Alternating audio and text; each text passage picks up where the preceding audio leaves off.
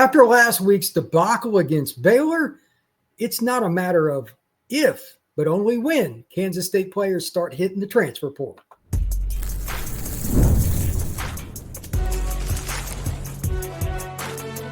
You are Locked On College Crossover, part of the Locked On Podcast Network. Your team every day. To another crossover edition of the Portal, mixed in with Kansas State. We're going to have a lot of fun with this one because there are so many possibilities. Locked On K-State host Christian Rao is going to have his take. So am I about which guys, or if it's just going to be a plethora, are going to hit the portal. Talk a little Avery Johnson. He's certainly going to have people coming after him, and he played really well against Baylor. It's a shame that situation is what it is. Also going to talk about, is there any solution for Kansas State? And finally, we're also going to talk a little bit about the Big 12. It is a wild conference. Will it be a one-bid league for the NCAA playoff, or maybe somebody else gets in as well? To help me figure out everything here, Mr. Christian Rao, what's going on, brother? Well, I mean, I wish it was on better terms that we were discussing, but usually when I come on your show, unless it's an off-season discussion, it's because there's chaos in Manhattan, mayhem in Manhattan, and that's exactly what's happening. An absolute meltdown, if you will, with the Kansas State squad. 2-4 is not what I expected by any means, by any just imagination, you name it. I just did not have any idea this we're going to get here, but here we are. So there we go. I think that this is it safe to say, just as an interjection, this is one of the 5 most disappointing teams in college football this year? At least make the argument for it. Yeah, I would say 5 would be a long shot. I would say 3 and not 3. I mean, what else? Who else would you put in the discussion? I think Kansas State is easily one of the most disappointing teams this season. This is a team that had expectations being 10-2. That was my prediction. I think that you had the same prediction as well on the offseason show we had.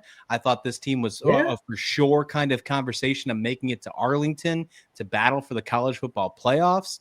And then you get your only win of the season at first is a game-winning drive against an FCS school who was starting a quarterback who's making his first collegiate career start. And then against the UCF team with a rebuilding, bringing Scott Frost back, and a team that's going to be seen probably most likely at the bottom, maybe not fully at the bottom like Kansas State, but towards the bottom of the Big 12. You know, there's a lot of really disappointing feels for Kansas State. And I mentioned this on my show earlier in the week. The Baylor game is just icing on the cake. If you were 4-1 heading into that game, and then or 5-0 even, and you got that loss the way you did, you wouldn't feel the same way, because there was a lot of things to be excited about moving forward. But since it's the 4th loss of the season, it feels completely different. And it just shows that there's not a lot of hope in this program right now. And when you look at the coaching staff, the players, the amount of players that could leave this next year, especially the recent news that just dropped of what the portal is going to be, lots of crazy stuff, man, and definitely not a good feeling if you're a Kansas State Wildcat fan. Yeah, I couldn't argue with a single thing that you just said. So let me reiterate my main point here. And Christian can certainly take this any way he wants. I didn't watch it start to finish. I watched parts of it, then went back and watched the highlights. But K-State kind of hit their stride there in that second quarter. It looked like they were just going to cook them. And then they just became disheveled. Like, it was so out of the blue. Can you explain that to me? Because it's almost a microcosm of the season. Yeah, it's so out of the blue if you don't see the predictable things happening that you have seen over the last couple weeks with Kansas State. Look, the energy was there for the most of the game, and it was a hot game. And Chris Klieman likes to say they used a lot of players because it was such a hot game. They knew it was going to be the case. And, you know, Baylor is a good football team, not taking anything away from Baylor. And this is a game that I thought was going to be the Big 12 game of the year. And then you find it being the early slot on ESPN Plus. Now, for the record, I think it still was a hell of a game. You know, a 1-point loss, the way the game ended on a blocked field goal is still a great football game if you're not a fan of Kansas State football. You were up by 2 scores with a minute left to go in the third quarter, and then you find a way to lose this football game. Avery Johnson played one of the best games he did in a Kansas State uniform. Career high in passing yards by a long shot. It was his 2nd time and this season going over 300 yards, 344. It's his career high. He rushed for 10 carries for 72 yards, something that I am definitely paying attention to when it comes to carries. And you still find a way to lose that football game. Of course, he did have a pick six in that one, but if you take that one play away, I think he played the best Kansas State football you could absolutely ask for.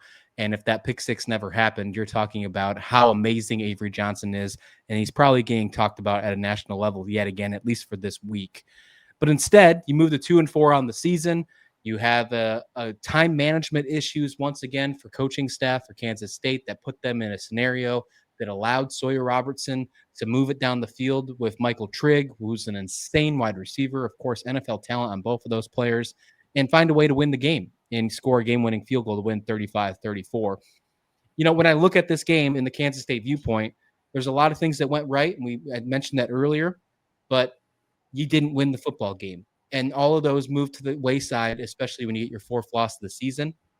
And there's going to be plenty of players that we talk about here soon, Brian, that aren't going to be in a Kansas State uniform next year. And I'm not talking about because they're running out of eligibility.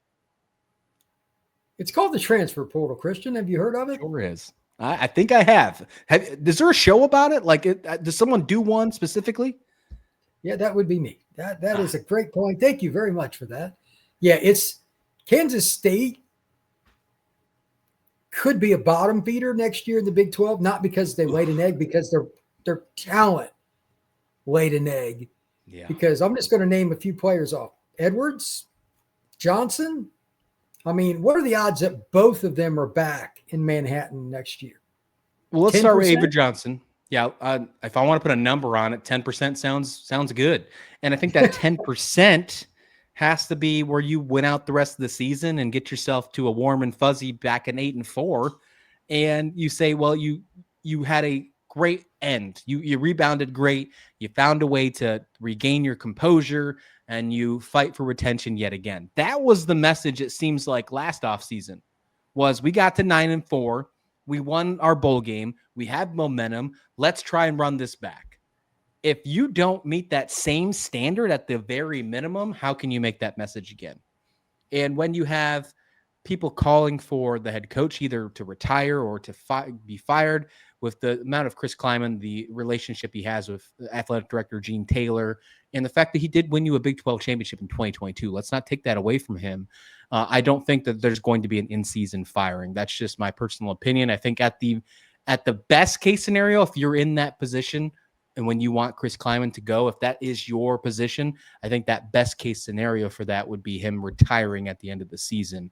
But if that's the case, then I think those players leave regardless anyways. Avery Johnson is only proving that he can still shine with a team that's not performing well. Imagine if he goes to a team that is built for him. And I'm talking about a Big Ten kind of team, like what happened with Will Howard, who transferred from Kansas State and then won a national championship the next year. People are going to be salivating at the fact of Avery Johnson most likely hitting the portal this next year. And it sucks being a Kansas State fan, knowing that he's probably the best quarterback that Kansas State has had in a long time, maybe the history when you're talking about talent and physicality and just a performance level, but they haven't been able to open up for him at all and actually prove or release that talent in Manhattan. Somebody else is going to, and it's going to sting even more. I'm calling it right now, Tennessee. I would hate it, but it wouldn't shock me, but I would hate it. If the quarterback they have now continues, I think he might have another year. If he does, and Tennessee may not be the option, but like he may end up just trying the draft because he's had a really good year. I don't think he's really an NFL guy, but he seems to be kind of fly by the seat of his pants. And Tennessee's got some deep pockets. And there's I'll go with Oklahoma. I'm not going NFL. I think he hits the portal. I do, unless something crazy happens over the next couple weeks and he just decides and says, I'm a Kansas guy, I'm staying here. But if the season continues to go down the drain and you look at the rest of the schedule for Kansas State, it's hard to be optimistic after what you've seen. I think he hits the portal, and I think he goes to another team. I think the SEC makes a lot of sense for Avery Johnson and his athleticism, though. LSU, Oklahoma, there's a lot of teams that Miami maybe. There's all kinds of possibilities where he could do something. So, it'll be interesting to see what he does. Don't rule out Oregon because Dante might turn pro. Yeah, he'll have suitors. He'll definitely have suitors. As for the rest of the roster and the thoughts about it, we're going to talk about that next here on this crossover of Locked On Kansas State and Locked On the Portal. Today's show is brought to you by Mazda, who crafts cars for those who do more than simply move. You can feel the Japanese craftsmanship in every detail, from the metallic accents to the available Napa leather upholstery. You can make everyday drives feel like anything but, from smooth handling to intuitive controls. Like our players, we sweat every detail, because when you make every move count, impossible becomes irrelevant. Mazda, move and be moved. All right, it's time to talk about the overwhelming theme here. You got a bye week coming up, not this week, but the one after. Yes. Yeah, TCU first and a bye week. This is just how it works. This is not a K-State thing. I don't think it will happen, but I believe we've got to mention it, and it completely impacts the roster in the portal and recruiting. If you're going to fire Klieman early, that's when you would do it. You and I both don't think that it's a possibility, but I think it would be malpractice not to mention it. I'm sure there are people on the BOT and the powers that be that are in the K-State world that are like, okay, this ain't working. This ain't working. The problem is always the same, and I haven't even looked it up. Klieman's buyout, plus getting rid of the staff, plus hiring another head coach, plus hiring a search firm, plus hiring the assistants. You know what that's all about? It's the number one word in our society, Christian. What's that word? I'm saying pizza, but I think it's money. Yeah. Yeah, pizza's good. That's another one. That's a solid answer. Okay. Money is the problem there. I don't look at Kansas State as the kind of program that's looking to break the bank. I'm guessing that their Olympic sports drain them pretty hard to begin with anyway. They need football to win, so it's a 51 way, 50 the other kind of scenario. But butts and seats probably aren't going to happen next year anyway. I could see him even being back. It's possible. Again, it depends on the buyout. But with all that there, here's the other part. How many kids and their parents don't like the awkwardness of it? And they're like, well, he's going to be gone this year or next. Let's get out of here. That would be my concern as a K-State person. Agree or disagree? Agreed for the most part. I think that if you wound up keeping Chris Klieman if he does not turn the season around, you're going to have this sense of uncertainty, and it's going to impact recruiting one way or another. Absolutely agree on that standpoint. When you're talking about the bye week heading into this week, or after the game against TCU, and then you have a bye week, the game following that is the streak against Kansas in Lawrence. I don't think that's the right time to move and go to an interim head coach, because then your first interim head coach would be against the streak. I'm with you. I understand that maybe that's not the case. But if you look at the 4 college football head coaches that have been fired so far this year, UCLA, Virginia Tech, Arkansas, and I'm missing the other one, but all 4 of those, only 2 of the 4 have been fired when there was a bye week heading out. Arkansas, and I think the other one was Virginia Tech. So take that for what you will when you're putting it into perspective. Moving forward. So it's something just to remember. However, I am in the boat that if they can't turn this around, you have to make a change moving forward, or it's only going to impact, because you're right. They rely on college football to make their money, and they spend a lot in college basketball. That hasn't been working out very well over the last couple of years. Where I think it's just going to happen, and here's my thought process on it all. If I had to shake the crystal ball, the magic 8 ball, and give you my overall opinion on this, I think if they don't get to at least 7 wins, let's just say 6 to make it a baseline. If they don't make a bowl game, then Chris Klieman will make it through the season regardless. I think he makes it through the season regardless. I really do, unless they decide to move on from him if he loses to TCU and Kansas. Maybe that's where it happens. But what will happen is he'll get through the season. If the basketball team starts to falter early because they were really bad in non-conference last year, then I think we get a decision from the athletic director, and then we start seeing a waterfall effect. That's my thought process, especially where the transfer portal lines up in the beginning of January. The basketball season will already be in full swing for about a month and a half. And I think the turn of the year, end of December, early January, is when we'll see a huge decision for Kansas State athletics, not just the football program. Boy, that's a lot of cash flow, brother. I don't know what the AD situation is in terms of how popular whether that individual is looking to move on after they capitalize a case. I have no idea. He's older. He will retire if it's over and done. He's older. Gene Taylor. So he doesn't want to be a part of it, probably wants somebody else to have to deal with this mess, and be my guess then, just like you. So I would not blame that person, because that's not much fun. He might just be the quote unquote consultant on the side. But to be the one that's blamed for the hire, screw that. I'd be out too. Yep. So I get it. Well, here's the other part of this. The vultures are going to come calling. In the meantime, we've already talked about Avery. We've already talked about, the fastest running back in college football. He's certainly in that. Edwards is right there. I've seen him run sub 4.4 myself. What about the receiver? Jayce Brown. Like, he's a junior. He's got another year, right? Technically.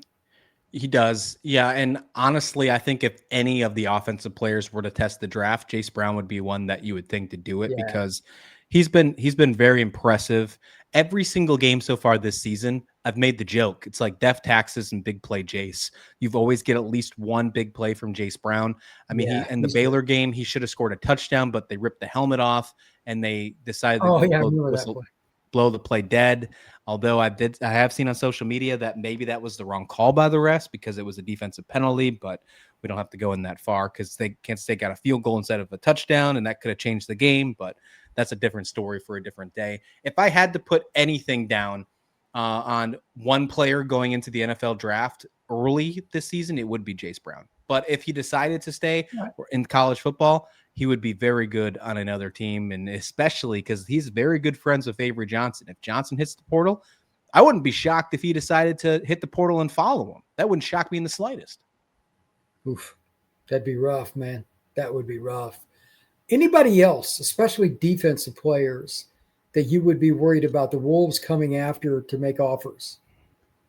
Yes. Honestly, the first one that comes to my mind is true freshman Logan Bartley. I think he's had a really good showing so far in the defensive secondary, not getting as much snaps as I'd hope he'd get, but every time he's out there, with the exception of like the first game he played, he's made some sort of an impact. Whether that's a positive or maybe a slightly negative impact. Against Arizona, he had a targeting call that was eliminated from the game, but he still was super aggressive and showed physicality, and you can't really take that away from him on that one. I think he is going to be he's going to be a player that I think we talk about being on Sundays a few years down the road. So it was a highly sought after recruit. And the fact that he's already getting good playing time, I could see him testing in the portal if things fall astray and some of these coaches don't wind up being there, the guys that recruited a guy like Logan Bartley, especially since he, I believe, is an Oklahoma kid. So definitely makes you think where he could go. Yeah, there's a school just outside Oklahoma City. It's got a lot of money. So and doing very well in recruiting these days. Yeah. Yeah, that would be an interesting one. When we come back, I want to talk about the big overall picture of the Big 12, because this is also a part of Kansas State's problem. When, like Christian and I both thought they would conservatively be in the Big 12 title game. Seeing other teams that you thought you were a lot better, them still competing for a chance at the Big 12, how does that impact K-State? And let's just talk about the Big 12 in general, because it is wild. That is next here on this crossover Locked On the Portal and K-State. Today's show is brought to you by our friends at Monarch Money. Most people can't name all of their financial accounts or even what they're worth, whether it's 401ks, properties, or investments. And when you don't have the full picture, you can end up leaving money on the table. That's why there is Monarch Money. It's an all-in-one personal financial tool that brings your entire financial life together in one clean, easy-to-use interface on your laptop or your phone. Monarch is built for people with busy lives. If you put off organizing your finances, Monarch is for you. Monarch does the heavy lifting for you. You can link all your accounts in minutes, see clear data visuals, get smart categorization of your spending, and finally feel in control of your money without ever touching a spreadsheet. Monarch is going to place everything at your fingertips in one comfy place, making it easy to be organized. Don't let financial opportunities slip through the cracks. Use code LOCKEDONCollege at monarchmoney.com in your browser for half off your first year. That's 50% off your first year at monarchmoney.com with code LOCKEDONCollege. We are also brought to you by PrizePicks. Every day we make decisions, but on PrizePicks, being right can actually get you paid. Don't miss the excitement of this football season with Prize Picks, where it's good to be right. Playing Prize Picks is such a fun, simple way to add more excitement to football. You just pick more or less on player projections, like Josh Allen's passing yards or Saquon Barkley rushing for a touchdown, and you're in the game. So it's pretty simple. Up to you on how many different players you want to do, but it's a simple stat. Rushing yards, interceptions, passing yards, a quarterback on how many times he completes a pass. There's all kinds of different things you can do with Prize Picks. Download the Prize Picks app today and use code LOCKEDONCollege to get $50 in lineups after you play your first $5 lineup.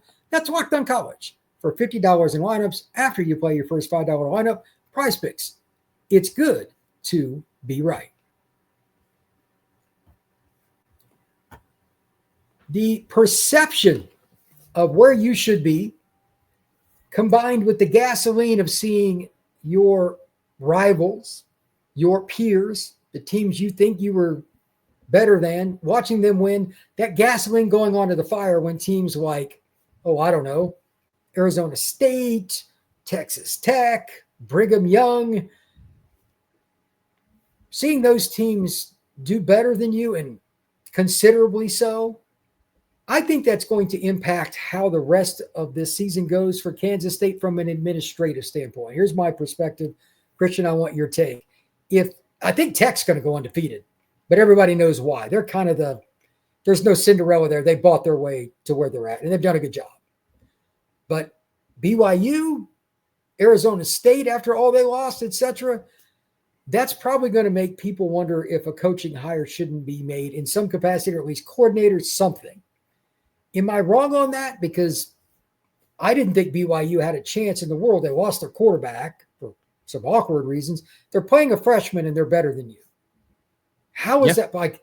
That's got to sting if you're an administrator, a coach, a player, and the all-important Rich Booster. What's your take? Yeah, 100%. One thing I want to clear up real quick from the last segment, Logan Bartley from Naples, Florida, not Oklahoma. Just want to throw that out there. But let's move on from this one right here.